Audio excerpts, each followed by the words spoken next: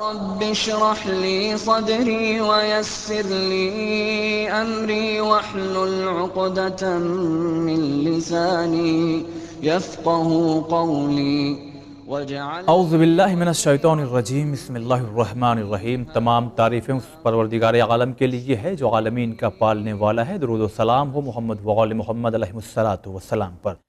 ناظرین اکرام، السلام علیکم ورحمۃ اللہ۔ آپ سبھی کا استقبال کرتے ہیں پروگرام دعا میں۔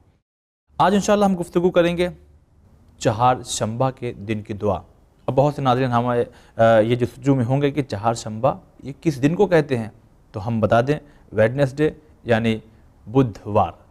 تو آج کے دن امام زین العابدین علیہ السلام کے ذریعے جو دعا ہم تک آئی ہے، کیا مفاہیم ہے، کیا خداوند عالم کی بارگاہ میں طلب کیا گیا ہے، آئیے جانتے ہیں، مگر عربی متن اور ترجمہ سماعت کیجیے۔ بسم اللہ الرحمن الرحیم۔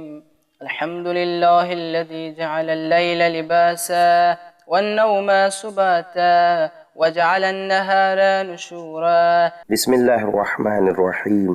حمد اس خدا کے لیے ہے جس نے رات کو پردہ، نیند کو آرام کا ذریعہ اور دن کو کام کاج کے لیے بنایا ہے۔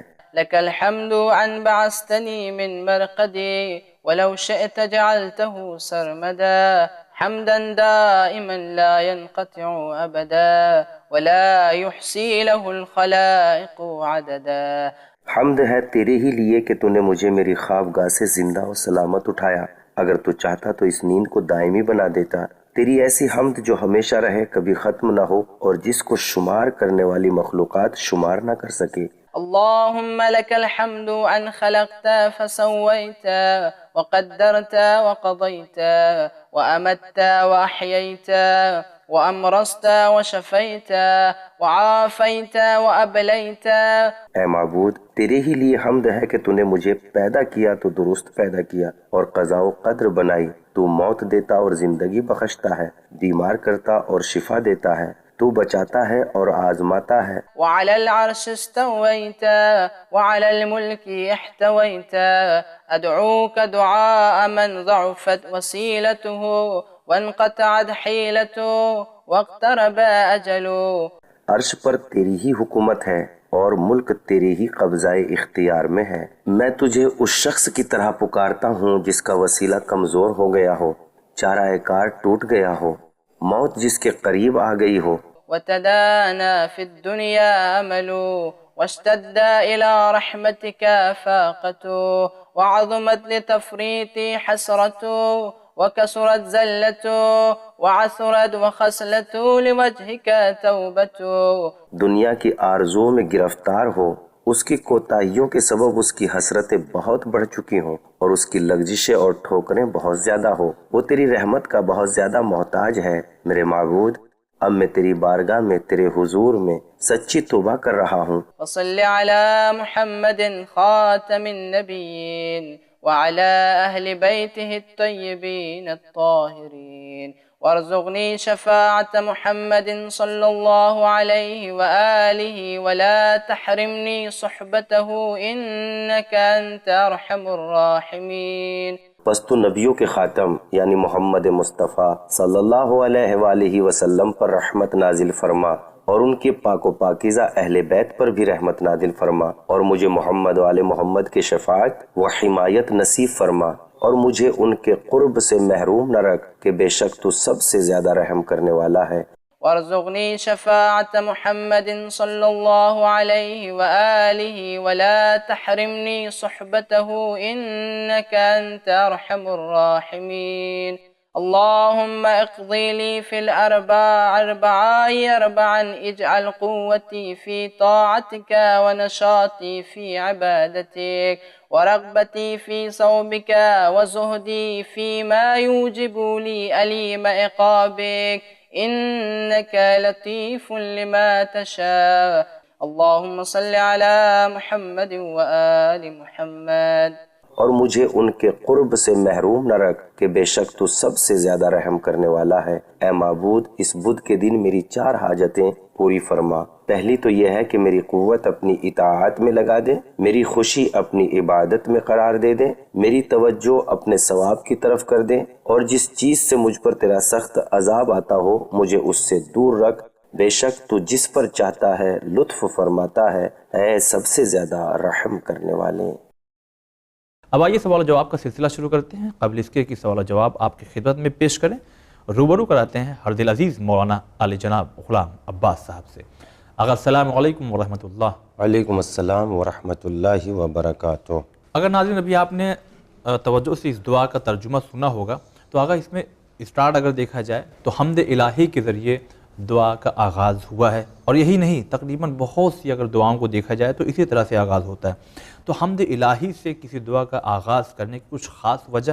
اعوذ باللہ من الشیطان الرجیم، بسم اللہ الرحمن الرحیم، الحمد علی اہلہ والصلاۃ علی اہلہا۔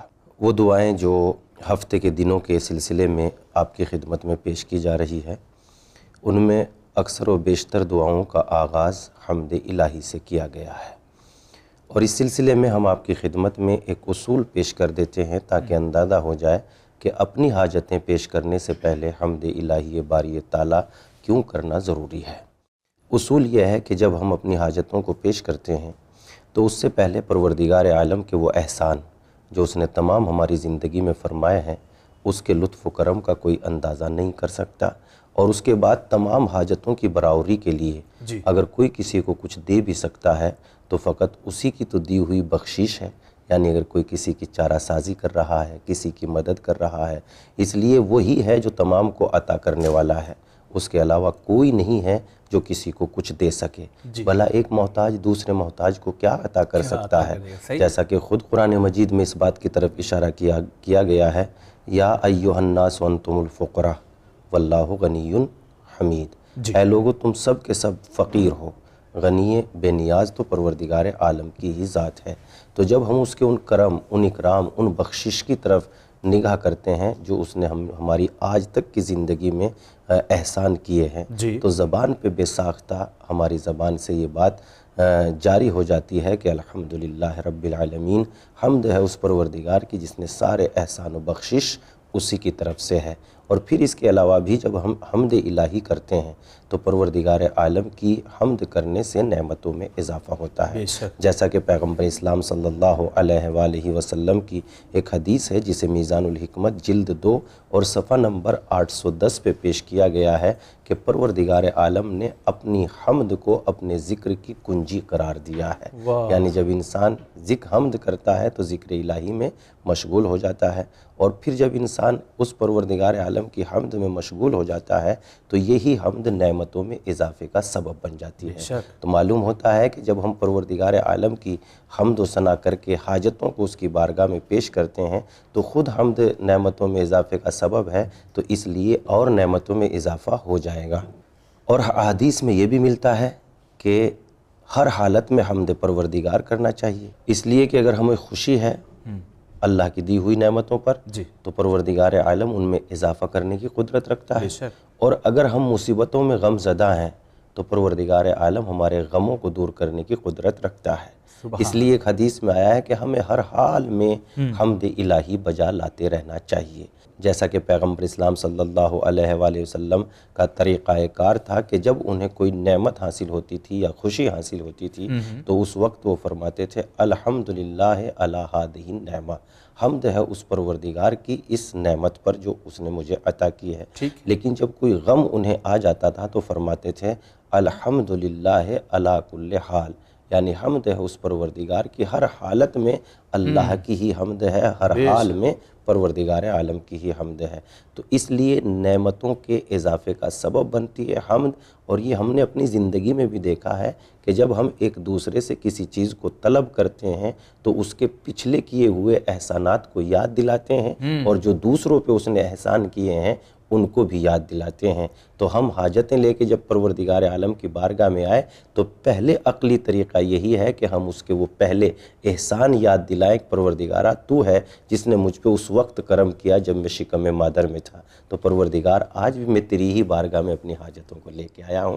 تو اس لیے یہاں پر اس دعا چہارشنبے میں امام زین العابدین علیہ السلام نے اپنی دعا کا آغاز حمد الہی سے کیا، اور نعمتوں کا اعتراف و اقرار کرتے ہوئے ارشاد فرماتے ہیں الحمدللہ الذی جعل اللیل لباسا والنوم سباتا، حمد ہے اس پروردگار کی جس نے رات کو لباس بنایا اور نیند کو انسان کی آرام کا ذریعہ بنایا، وجعل النہار نشورا، اور حمد ہے اس پروردگار کی جس نے روشن دن کو بنایا، الحمد ان بعثتنی من مرقدی، اور پروردگار عالم کی حمد ہے جس نے مجھے میرے بستر سے زندہ و سلامت اٹھایا، نہیں تو اگر وہ چاہتا تو بستر پر ہی مجھے موت عطا کر دیتا، وَلَوْ شَئْتَ جَعَلْتُهُ سَرْمَدًا، اور اگر وہ چاہتا تو اسی کو اس حالت میں ہی مستقل طور پر، یعنی جس حالت میں میں سویا تھا مستقل طور پر مجھے اسی حالت میں رکھتا۔ حمد ہے اس پروردگار کی جس نے مجھے میرے مرقد سے زندہ و سلامت اٹھایا۔ اور حمد کو بیان کرتے ہوئے ارشاد فرماتے ہیں لا ينقطع عبدا ولا يحصي له الخلائق خلائق عددا، اور اس کی حمد ہے کہ جس کی تعریف اور مدح و ثنا کرنے والے کوئی اس کی مدح و ثنا کو شمار نہیں کر سکتے۔ جی چلیے آقا، بہت شکریہ ادا کرتے ہیں۔ وہی ایک مختصر اگر الفاظ میں بات کہی جائے کہ خداوند عالم کی عطا کی ہوئی نعمتوں کا شکر مسلسل ادا کرنا چاہیے، اور واقعی ناظرین اس طرح سے نعمتوں میں زیادہ سے زیادہ اضافہ ہوتا ہے۔ اگر اسی کے بعد جو میننگ ہمیں ناظرین نے بھی سنا ہے کہ اس میں یہ ارشاد ہوا ہے کہ جس نے پیدا کیا تو درست پیدا کیا، یعنی ایک ہے یہ بھی ہو سکتا تھا کہ مالک تیرا شکر ہے یا تیری حمد و ثنا ہم کرتے ہیں کہ تو نے ہمیں پیدا کیا، مگر اس میں اس بات کا اضافہ کہ تو نے درست پیدا کیا، وضاحت چاہیے۔ چشم، بہت خوب۔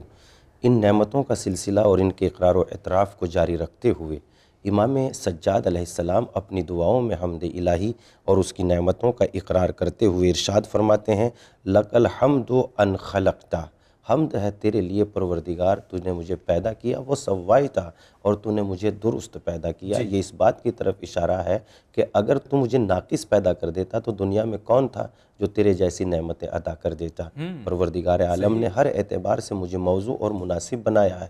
اگر پروردگار عالم مجھے ساری دنیا کے خزانے عطا کر دیتا اور ذرا سی ذہنی کمزوری مجھے دے دیتا تو سارے دنیا کے خزانے، ساری نعمتیں بیکار ہو کے رہ جاتی۔ ایسے دنیا میں نہ جانے کتنے لوگوں کو ہم نے دیکھا ہے نعمتوں کے انبار لگے ہوئے ہیں مگر استعمال کرنے والا کوئی نہیں ہے، اس لیے کہ بے پناہ نعمتیں ہیں۔ تو اگر پروردگارہ تو مجھے ایسا بنا دیتا کہ میں تیری دی ہوئی نعمتوں کو استعمال ہی نہ کر سکتا، تھوڑی سی ذہنی کمزوری دے دیتا، یا یہ پورا حیولہ جو جسم کا ہے یہ تو جوں کا توں رہتا، اور تھوڑے چھوٹے ہاتھ تھوڑے سے چھوٹے ہو جاتے ہیں، تو پروردگارہ ذلیل بندوں کے درمیان میں نے یہ لفظ جان بوجھ کے استعمال کیا ہے، چونکہ میں جانتا ہوں کہ کچھ لوگ ایسے ہوتے ہیں جو اللہ جن لوگوں کو ناقص پیدا کر دیتا ہے یا اپاہج ہوتے ہیں ان کی توہین کرتے ہیں، ان پر ان کا مذاق اڑاتے ہیں، ان کی نقلیں اتارتے ہیں، ان کی حرکتیں گویا ان کو مذاق کا ایک ذریعہ بنا لیتے ہیں۔ پروردگارہ اگر تو مجھے ایسا پیدا کر دیتا، میرے ایک پیر میں یا دونوں پیر میرے اپاہج ہوتے، ہاتھ میرے چھوٹے چھوٹے ہوتے، تو میں تو لوگوں کی تفریح کا مرکز بن جاتا، ذریعہ بن جاتا، مگر یہ تیرا احسان ہے پروردگار کہ تو نے مجھے پیدا کیا، ان خلقتا و سوائتا، تو نے مجھے پیدا کیا ہے تو درست پیدا کیا ہے، اور اس کے بعد اگر تو آنکھوں کی روشنی سے محروم کر دیتا تو میں کس کے دروازے پہ چلا جاتا کہ جو مجھے روشنی عطا کر دیتا۔ لہذا پروردگار تو نے پیدا کیا، درست پیدا کیا، وقدرتا، اور تو نے قضا و قدرتا و قضائتا، تو نے قضا و قدر کو میرے لیے معین کر دیا، وہ امیتا و احیائتا، اور پروردگار تو ہی ہے جو زندگی دیتا ہے، تو ہی ہے جو موت عطا کرتا ہے۔ اس کے بعد ارشاد فرماتے ہیں وہ امرضتا و شفائتا، اور تو ہی ہے میرے مالک جو مرض عطا کرتا ہے اور پھر شفا بھی عطا کر دیتا ہے، وہ آفائتا و ابلائتا، اور پروردگار تو ہی ہے کہ جو عافیت بھی دیتا ہے اور بچا بھی لیتا ہے، آزمائش بھی کرتا ہے، تو ہی ہے، یعنی ساری صفات، ساری نعمتوں کا منبع و مرکز بس تیری ہی ذات ہے۔ اس لیے میں تیری بارگاہ میں تیری حمد و ثنا کے ساتھ آ رہا ہوں تاکہ میری جو دوسری حاجتیں ہیں ان کو تو اپنی بارگاہ اور اپنے کرم کاملہ سے پوری فرما دے۔ سبحان اللہ۔ آپ نے کہا مسلسل نعمتوں کا شمار کیا گیا ہے، خداوند عالم کی بارگاہ میں پیش کیا جا رہا ہے، پروردگار تو ہی سب کچھ دینے والا ہے، لیکن ابھی آپ نے ہمارے ناظرین نے بھی میننگ سنا اور آپ نے یہ بات ترجمہ پڑھا بھی کہ تو ہی شفا دینے والا ہے۔ چلیے ٹھیک ہے، خدا کا شکر واقعی، لیکن تو ہی بیماری دینے والا ہے، کیا یہ واقعی یہ دونوں خدا کی نعمت ہے؟ شفا تو ٹھیک ہے، ہاں چشم، یہ دونوں واقعاً بہت سے لوگ یہ سمجھتے ہیں کہ شفا یعنی نعمتیں تو صحت کی نعمت تو خدا کی نعمت ہے اور مرض خدا کی نعمت نہیں ہے۔ علماء کرام کی لکھی ہوئی باتیں اور ائمہ خدا علیہ السلام کی حدیث کا جب ہم مطالعہ کرتے ہیں تو ایسے بے پناہ فوائدے ہیں جو ہمیں بیماری کی صورت میں پروردگار عالم کی جانب سے پہنچتے ہیں۔ میں چند فائدے آپ کی خدمت میں پیش کرتا ہوں، مختصر انداز میں، پورے تو پیش نہیں کر سکتا، لیکن چند فائدے آپ کی خدمت میں عرض کرتا ہوں۔ بیماریوں کا سب سے بڑا فائدہ تو یہ ہے کہ انسان گناہوں کے بوجھل پن سے پاک و پاکیزہ ہو جاتا ہے، گناہوں سے نجات، گناہوں سے تطہیر حاصل کر لیتا ہے۔ جیسے نہج البلاغہ میں حضرت علی علیہ السلام نے ارشاد فرمایا، ان المرض یحط السیئات و یحطها حتی الاوراق، مرض یعنی گناہوں کو اس طریقے سے جھاڑ دیتے ہیں جس طریقے سے پتے درخت سے جھڑ جاتے ہیں، تو یہ سب سے بڑا فائدہ ہے۔ دوسری چیز یہ فائدہ ہے کہ جب انسان مرض میں مبتلا ہو جاتا ہے تو وہ پھر اپنے کیے ہوئے گناہوں کی طرف متوجہ ہو جاتا ہے، اور جو چیز گناہوں کی طرف متوجہ کر دیتی ہے پھر وہ مرض نہیں رہتا بلکہ وہ نعمت بن جاتی ہے۔ جیسا کہ آپ کی خدمت میں قرآن مجید میں ارشاد ہوتا ہے، اذا المس الانسان الضر دعانا لجنبہ قاعدا او قائما، پروردگار عالم ارشاد فرماتا ہے جب تکلیف انسان کو چھو جاتی ہے تو وہ جس حالت میں بھی ہوتا ہے ہمیں پکارتا ہے، لیٹا ہوتا ہے تو پکارتا ہے، بیٹھا ہوتا ہے تو پکارتا ہے۔ پھر اس کا تیسرا فائدہ یہ ہے کہ انسان وہ چیزیں جو انسان کو نعمت نہیں دکھائی دیتی، انسان ان چیزوں کی نعمتوں کی اہمیت کو جان لیتا ہے۔ مثلا صحت ہی صحت ہوتی اور انسان کے پاس مرض نہ ہوتا تو صحت جیسی عظیم نعمت کو انسان نعمت ہی کبھی نہ سمجھتا۔ تو پروردگار عالم نے مرض کی کسالت دینے کے بعد اور مرض میں جو اس کی کمزوری پیدا ہوئی ہے تو تب انسان کو سمجھ میں آیا کہ صحت کتنی بڑی نعمت ہے، تو اگر یہ مرض نہ ہوتا تو صحت جیسی نعمت کی قدر و قیمت نہ ہوتی۔ یقیناً آپ کا وقت تمام ہونے کو ہے، اس لیے میں یہی فائدہ بیان کرنے کے بعد ایک اور فائدہ آپ کے وقت کو تمام کیے دیتا ہوں، اور وہ فائدہ یہ ہے کہ جب بندہ مومن انسان اللہ کی عبادت کرتا تھا اور مرض میں مبتلا ہو جاتا ہے تو حدیث رسول میں آیا ہے کہ جب مومن بیمار ہوتا ہے تو خداوند عالم ایک فرشتے کو معین کرتا ہے اور کہتا ہے، حکم دیتا ہے، اس کے مرض میں بھی وہی اعمال تحریر کرتے رہو جو یہ حالت صحت میں انجام دیا کرتا تھا۔ اس کی وجہ کیوں بیان کی؟ اس کی وجہ یہ بیان کی چونکہ یہ میرے ہی حکم سے تو مریض ہے اور میرے ہی حکم سے صحت یاب ہو جائے گا، لہذا ان اعمال کو بھی درست، ان اعمال کو بھی تحریر کرتے رہنا۔ کتنے فائدے ہوئے؟ ابھی بہت سارے فائدے ہیں لیکن چونکہ وقت کی قلت کی وجہ سے یہیں پر بات کو تمام کرتے ہیں۔ انسان گناہوں کی نجاست سے پاک و پاکیزہ ہو جاتا ہے، انسان توبہ و انابت کے دروازے کو کھٹکھٹاتا ہے، انسان صحت جیسی نعمت کا عارف ہو جاتا ہے۔ یہ چند فائدے ہیں جو بیماری کی صورت میں انسان پر ظاہر ہوتے ہیں، تو اسی لیے امام زین العابدین علیہ السلام نے ان دعاؤں میں جہاں نعمتوں کا تذکرہ کر رہے تھے وہیں مرض کو بھی نعمت قرار دیا ہے اور صحت کو بھی نعمت قرار دیا ہے۔ پروردگارہ تیری حمد ہے، تو نے پیدا کیا، تو نے درست پیدا کیا، تو نے قضاء و قدر کو معین کیا، امائتا و احیائتا، تو ہی موت دیتا ہے، تو ہی حیات دیتا ہے، امرضتا و شفائتا، تو ہی ہے جو مرض بھی دیتا ہے اور تو ہی ہے جو شفا بھی عطا کرتا ہے۔ بہت بہت شکریہ ادا کرتے ہیں۔ ناظرین دیکھیے وقت واقعی معین ہمارے درمیان سے گزر گیا، انشاءاللہ اگلا حصہ آج ہی کے دن یعنی بدھوار کی دعا، ویڈنسڈے کی دعا جو ہے اس کے جو بچے ہوئے کلمات ہیں اس کی تشریح انشاءاللہ کل آپ کی خدمت میں پیش کی جائے گی۔ خدا حافظ۔ قال رب اشرح لي صدري ويسر لي أمري واحلل عقدة من لساني يفقه قولي